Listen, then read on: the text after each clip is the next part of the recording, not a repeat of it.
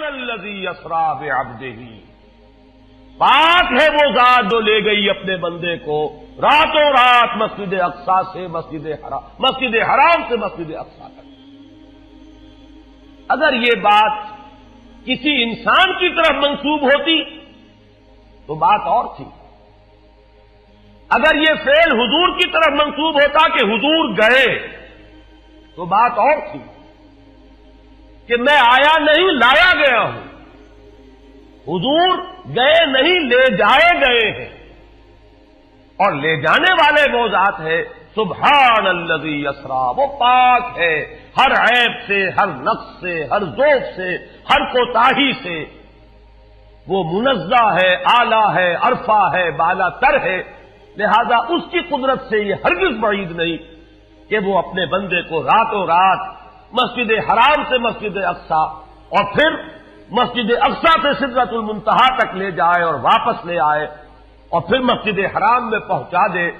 اور بعض روایات میں آتا ہے کہ وضو کا پانی ابھی بہ رہا تھا اور کنڈی جو ہے حضور کے مکان کی وہ ابھی ہل رہی تھی، معلوم ہوا وقت نہیں گزرا۔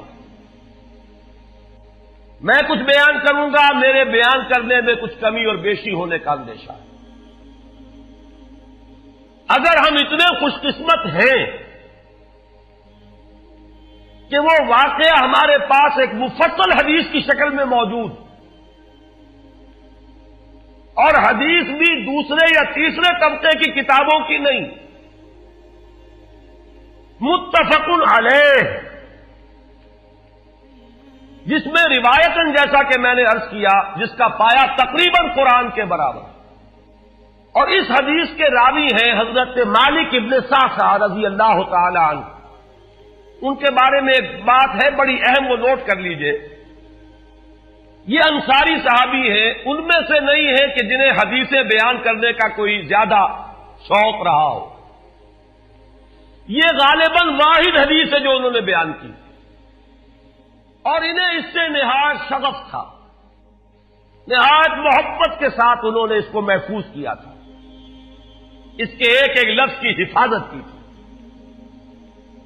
چنانچہ بعض دوسرے وہ صحابہ بھی جنہوں نے خود حضور سے یہ بات سنی ہوئی تھی، اب ایک تو وہ خود براہ راست روایت کر رہے ہیں حضور سے کہ ہم نے سنا، حضرت انس ابن مالک رضی اللہ تعالی عنہ خود، لیکن وہ صحابہ بھی ان کی خدمت میں خاص طور پر حاضر ہو کر ان سے اس روایت کو سنتے تھے، اس لیے کہ اس روایت میں ان کا درجہ بہت بلند ہے، ان کو اس سے بہت شغف تھا۔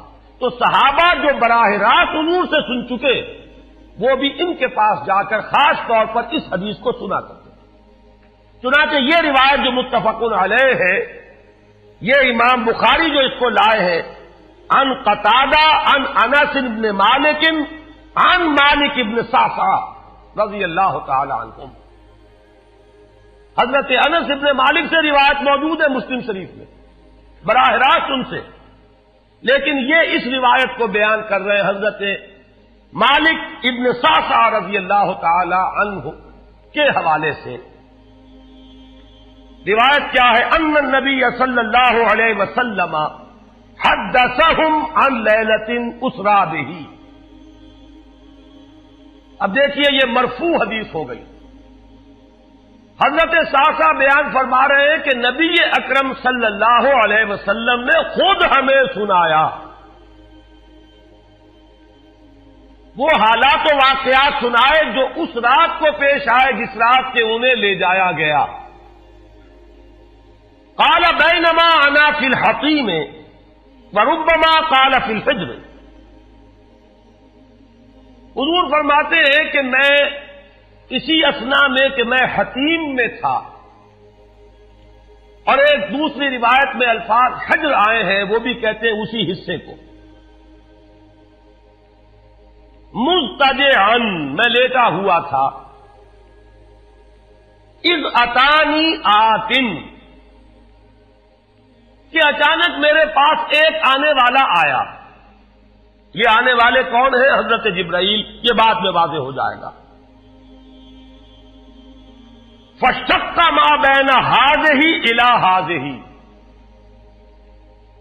حضور نے اشارہ فرمایا، اس نے یہاں سے یہاں تک میرا سینہ چاک کیا، یعنی من طفرت نہرہ ہی الی شعرتہ ہی، یہ جو گڑھا ہے حلق کا گڑھا، یہاں سے لے کر تیرے ناف تک سینہ چاک کیا، فاستخرج قلبی، اور میرا دل نکالا،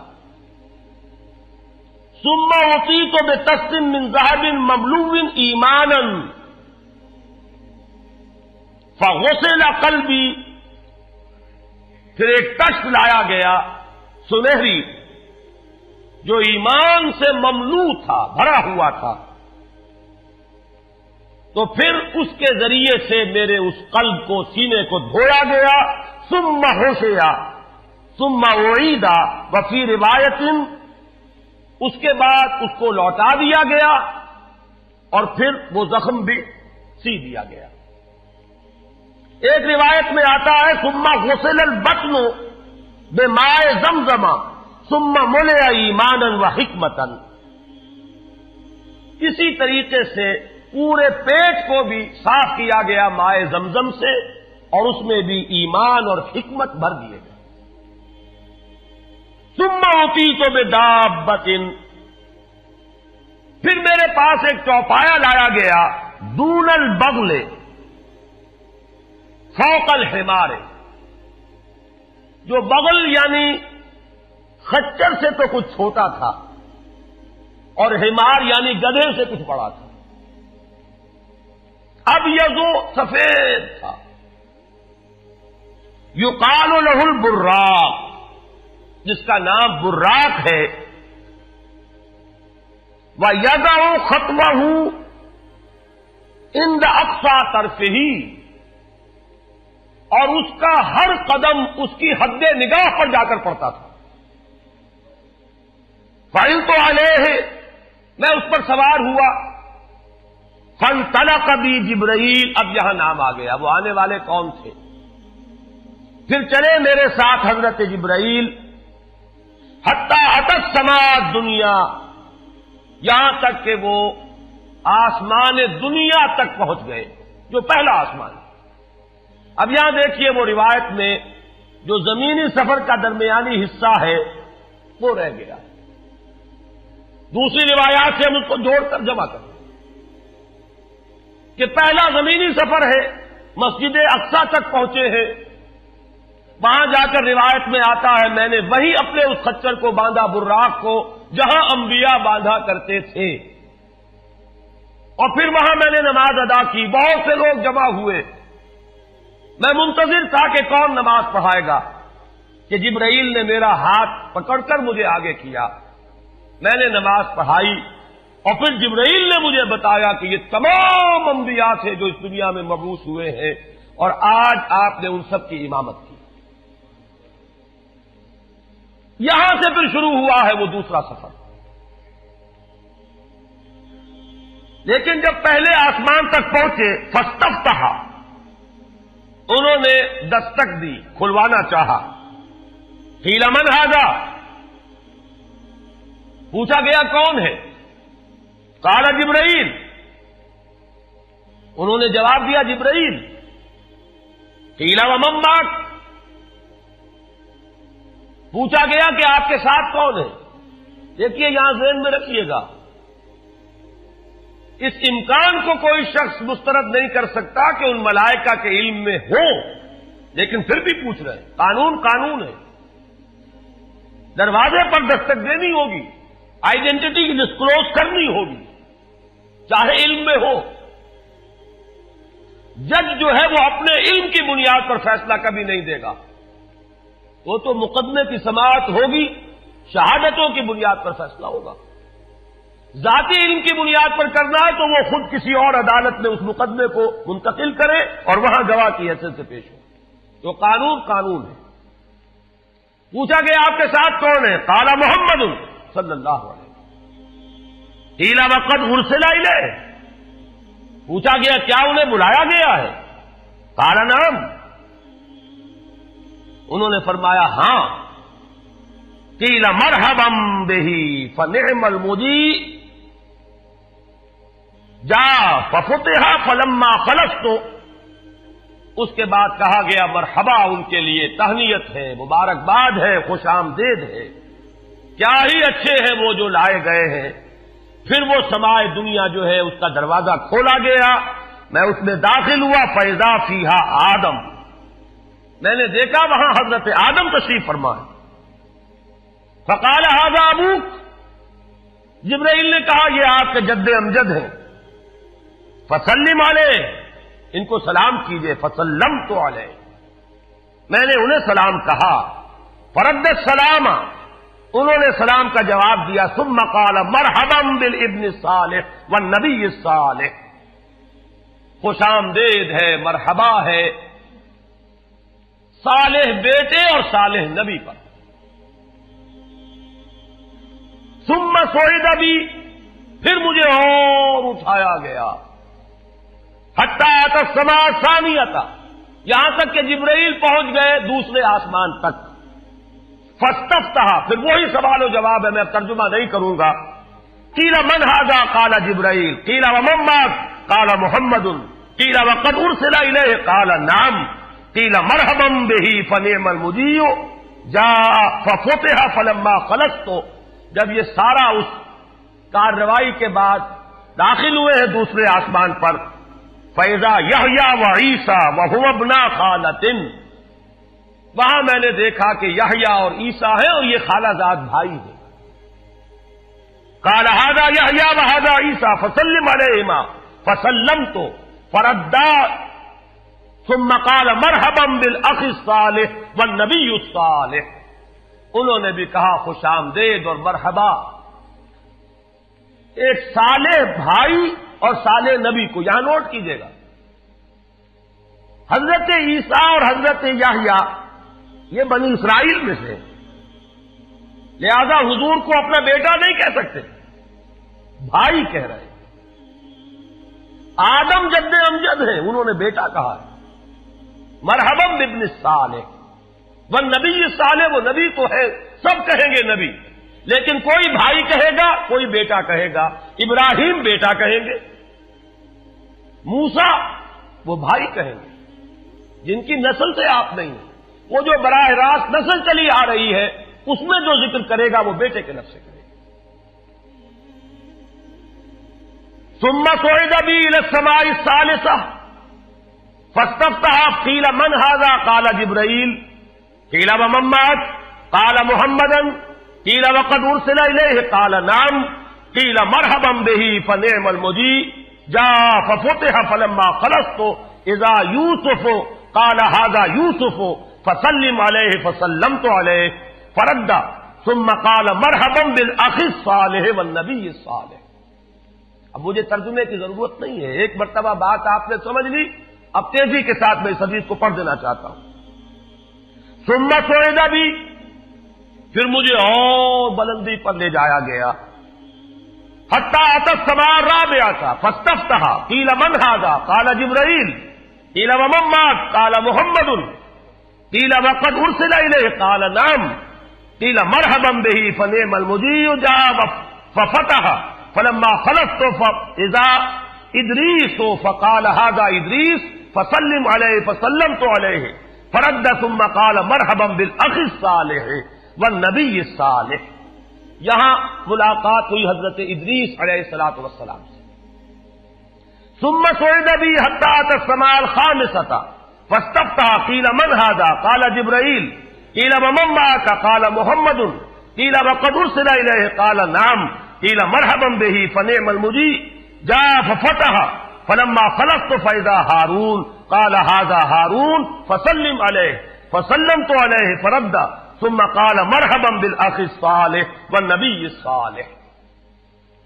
ثم صعد بی حتی اتی السماء السادسۃ فاستفتح، قیل من ھذا، قال جبرائیل، قیل ومن معک، قال محمد، قیل وقد ارسل الیہ، قال نعم، قیل مرحبا بہ فنعم المجیء جاء ففتح فلما خلصت فاذا موسیٰ، قال ھذا موسیٰ فسلم علیہ، فسلمت علیہ، فرد، ثم قال مرحبا بالاخ الصالح والنبی الصالح۔ چھٹے آسمان پر یہ حضرت موسیٰ سے ملاقات ہوئی.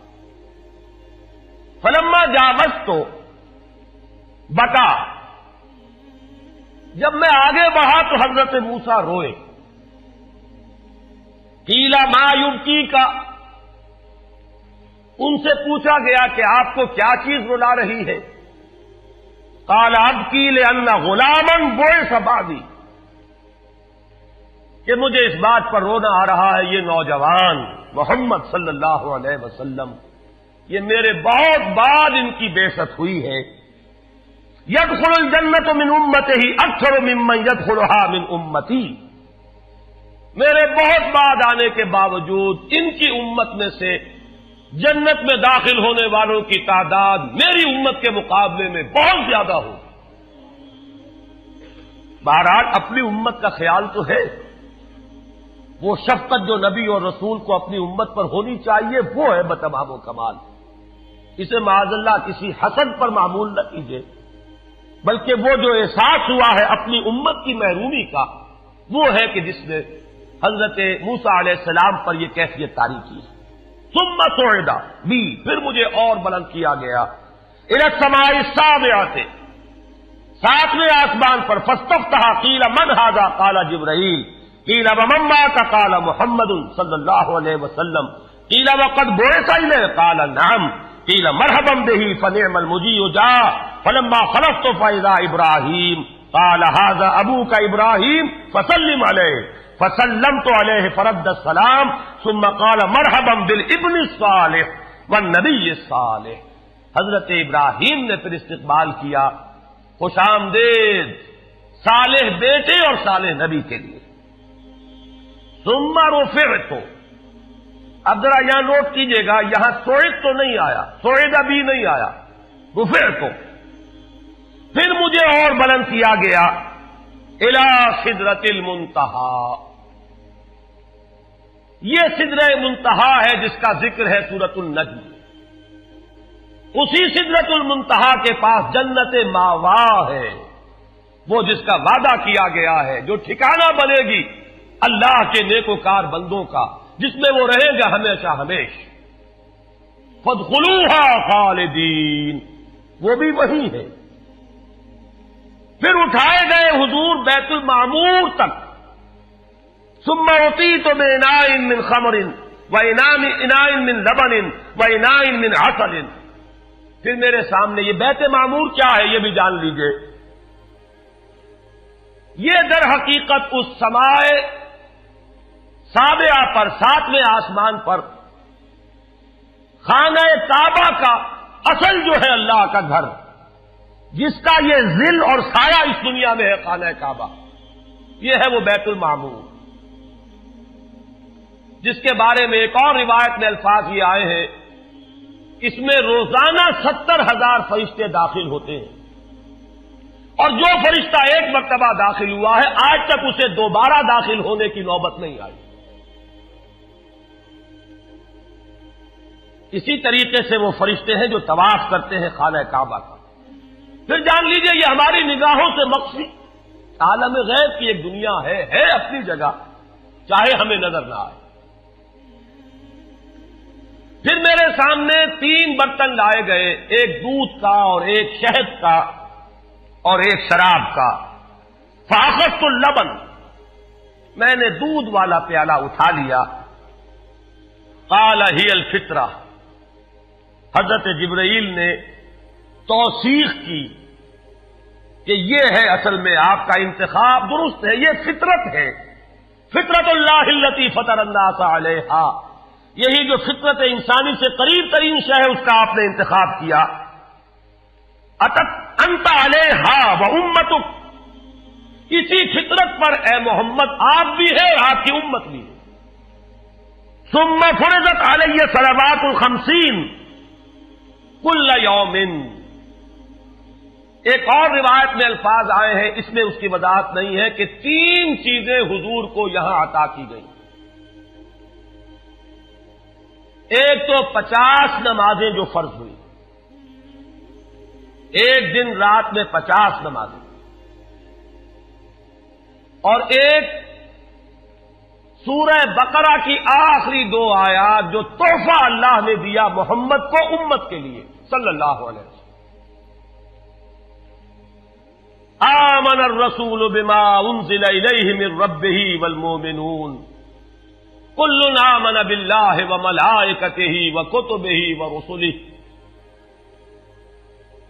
یہاں سے لے کر آخر تک فانصرنا علی القوم الکافرین تک یہ 2 آیات یہ جنت کے خزانوں میں سے 2 خزانے ہیں جو شب معراج کو عطا ہوئے ہیں محمد الرسول اللہ کو بطور تحفہ امت کے لیے. اور تیسری بات یہ کہ اے نبی آپ کی امت کے لیے یہ خصوصی بات ہے کہ آپ کی امتیوں کے گناہ کبیرہ بھی بغیر توبہ کے معاف ہو سکیں گے. یہ خصوصی تحفے ہیں جو امت کے لیے لے کر آئے محمد صلی اللہ علیہ وسلم. 3 تحفے نماز جو اس معراج میں فرض ہو رہی ہے اور اسی کو حضور کہہ رہے ہیں الصلاۃ معراج المؤمنین. اہل ایمان کے لیے یہ بمنزلہ معراج ہے. اس میں پھر روایت میں تفصیل آ رہی ہے. واپس جب آئے ہیں حضرت موسیٰ سے ملاقات ہوئی اور انہوں نے یہ فرمایا کہ یہ 50 نمازیں بہت ہیں, مجھے تجربہ ہے, تمہاری امت اس کا تحمل نہ کر سکے گی, واپس جاؤ درخواست کرو کم کرواؤ. حضور گئے, 10 نمازیں اس میں معاف ہوئی, 40 ہوئی. پھر یہی بات ہوئی, پھر بھیجا حضرت موسیٰ نے, پھر 30 ہوئی, پھر 20 ہوئی, چوتھی مرتبہ پھر وہ 10 اور پھر 5 رہ گئیں. اس پر بھی حضرت موسیٰ نے یہ کہا اب بھی جاؤ یہ بھی بھاری ہے. حضور نے فرمایا مجھے شرم آتی ہے, میں اتنی مرتبہ جا چکا ہوں, مزید اب جانے سے حیا محسوس کر رہا ہوں. تو ندا آئی کہ یہ 5 ہی 50 کے برابر ہیں. ہمارے ہاں قول بدلا نہیں جاتا. یہ 5 جو ہے در حقیقت یہ قائم مقام ہے ان 50 کے کہ جو اولا ہم نے فرض کی تھی. یہ 50 ہی شمار ہوں گی اگر ان کا انسان ان پر مداومت اختیار کر لے. میں آخری جملہ آپ کو اس کا سنا دیتا ہوں. فَأُمِرْتُ بِخَمْسِ صَلَوَاتٍ كُلَّ يَوْمٍ فَرَجَعْتُ إِلَى مُوسَىٰ فَقَالَ بِمَا أُمِرْتُ بِخَمْسِ صَلَوَاتٍ كُلَّ يَوْمٍ قَالَ إِنَّ أُمَّتَكَ لَا تَسْتَطِيعُ 5 صَلَوَاتٍ كُلَّ يَوْمٍ وَإِنِّي قَدْ جَرَّبْتُ النَّاسَ قَبْلَكَ وَعَالَجْتُ بَنِي إِسْرَائِيلَ أَشَدَّ الْمُعَالَجَةِ. میں نے بنی اسرائیل کا حتی الامکان معالجہ کیا, ان کے حالات کو درست کرنے کی کوشش کی, لیکن مجھے تجربہ ہے یہ 5 بھی نہیں جھیلی جائیں گی. فَارْجِعْ إِلَىٰ رَبِّكَ فَاسْأَلْهُ التَّخْفِيفَ, مزید تخفیف چاہیے لِأُمَّتِكَ. قَالَ سَأَلْتُ رَبِّي حَتَّىٰ اسْتَحْيَيْتُ وَلَٰكِنِّي أَرْضَىٰ وَأُسِلُّمُ. قَالَ فَلَمَّا جَاوَزْتُ نَادَىٰ مُنَادٍ أَمْضَيْتُ فَرِيضَتِي وَخَفَّفْتُ عَنْ عِبَادِي. متفق علیہ. مجھے ندا آئی کہ میں نے اپنے بندوں پر تخفیف کی. اس میں وہ ذکر نہیں ہے, دوسری روایت میں ہے کہ ساتھ ہی وضاحت ہو گئی کہ یہ 5 نمازیں بھی 50 کے برابر ہے. میری بات نہیں بدلی گئی ہے, وہ در حقیقت میں نے اسی 50 کا رتبہ جو ہے ان 5 کو عطا فرما دیا. یہ روایت ہے جو متفق علیہ ہے. روایات کثیر, جنت اور دوزخ کے جو مشاہدات کرائے گئے وہ بہت تفصیل سے دوسری روایات میں, لیکن کسی اور روایت کا استناد کے اعتبار سے, اسناد کے اعتبار سے وہ درجہ نہیں ہے جو اس روایت کا. باقی میں نے مسلم شریف کی روایات میں سے اور تفاصیل آپ کو سنائی ہے. یہ ہے واقعہ. پھر حضور واپس آئے ہیں, وہیں بیت المسجد اقصی میں آئے ہیں, پھر واپس تشریف لائے ہیں, اور اس کا میں بیان کر چکا ہوں دوسری روایات میں کہ وقت بالکل نہیں گزرا, کہیں روک دیا گیا ہے, پوری کائنات کو کہیں تھام دیا گیا. یہ بات تو وہ ہے جو آج سے پہلے بھی سمجھ میں آ سکتی تھی کہ شاید کسی ایک جگہ پر پوری کائنات کو روک دیا گیا.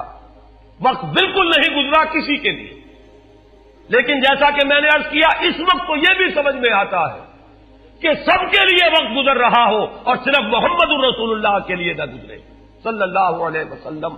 آج یہ بات بھی سمجھ میں آ سکتی ہے, لیکن یہ ہے کہ قرین قیاس وہی پہلی بات ہے. کہ اس میں پورے اس وقت کے لیے وقت کی رفتار کو روک دیا گیا ہو. وہ مسئلہ یاد آ گیا کہ آگے بڑھو یا وقت کی رفتار روک دو.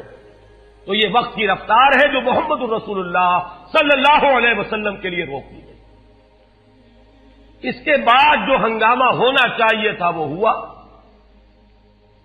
صبح جب حضور نے فرمایا کہ یہ میرے ساتھ واقعہ پیش آیا ہے تو جو رد عمل ہونا چاہیے تھا وہ ہوا ہے. یہاں تک بھی ہوا ہے کہ بہت سے مومنین صادقین متزلزل ہو گئے. مشرکین نے کفار نے بغلیں بجائی کہ اب ہمیں موقع مل گیا. معلوم ہوتا ہے ابھی تک تو شک ہی کی بات تھی کہ ان کو کچھ خلل دماغی کا عارضہ ہے. اب تو ثابت ہو گیا, کسی شک کو شبے کی گنجائش نہیں. چنانچہ اب آپ اس کا اندازہ کیجئے, یہ واقعہ مکے میں بیٹھ کر بیان کیا جا رہا ہے. امتحان لیے گئے ہیں.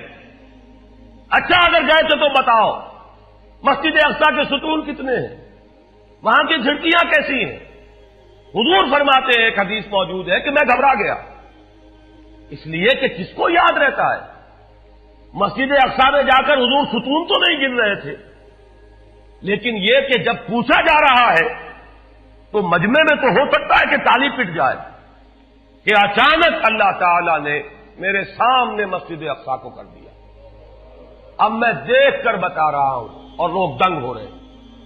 اب دیکھیے وہ مشاہدہ جو میں نے عرض کیا تھا, مشاہدات بے شمار ہیں. جنت سامنے لے آئی جاتی ہے اور آگ سامنے لے آئی جاتی ہے, جہنم سامنے لے آئی جاتی ہے, مسجد اقصی سامنے لے آئی گئی ہے, جن میں سے ہر سوال کا جواب حضور نے مشاہدے سے دیا. اسی ضمن میں وہ واقعہ آتا ہے کہ حضرت ابو بکر کے پاس گئے لوگ دوڑے دوڑے. وہ یہ سمجھتے تھے کہ اگر یہ پالا ہم مار لیں تو پھر ہماری جیت ہے. ابو بکر کو اگر ہم متزلزل کر دیں تو پھر گویا کہ ہمارے لیے کوئی اور پرابلم نہ رہے گا.